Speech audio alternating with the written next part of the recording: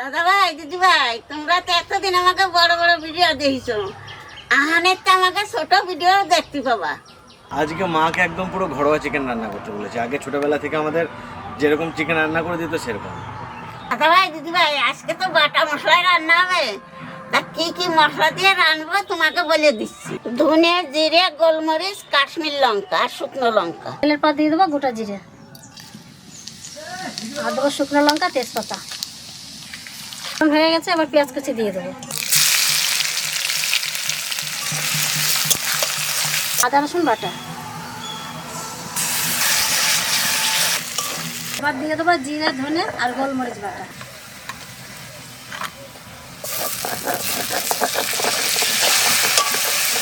এর সাথে দিয়ে দেবো শুকনো লঙ্কা আর কাশ্মীরি লঙ্কা একসাথে বাটা।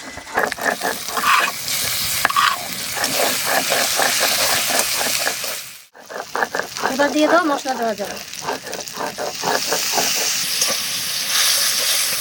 মশলা প্রায় কষানো হয়ে গেছে, এবার টমেটো দিয়ে দেবো। এবার লবণ হলুদ দিয়ে দেবো, লবণ হলুদ। মশলা কষানো হয়ে গেছে, এবার মাংস দিয়ে দেবো।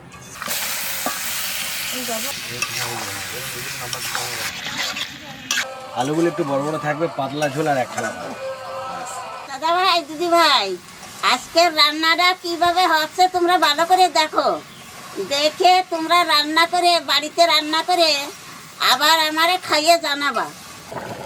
মাংসতে অর্ধেক জল হয়ে গেছে, এবার আলুটা দিয়ে দেবো। মাংস রান্না হয়ে গেছে, এবার ধনে পাতা আর গরম মশলা দিয়ে নামিয়ে দেবো। বাটা গরম মশলা।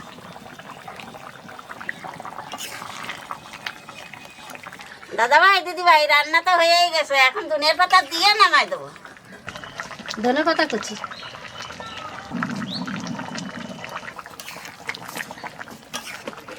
মাংসটা আজকে সত্যি একটু পাতলা ঝোল হবে,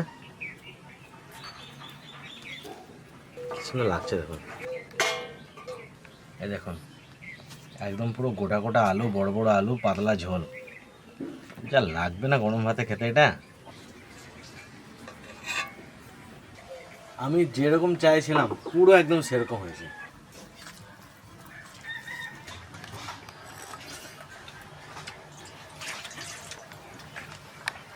দারুণ।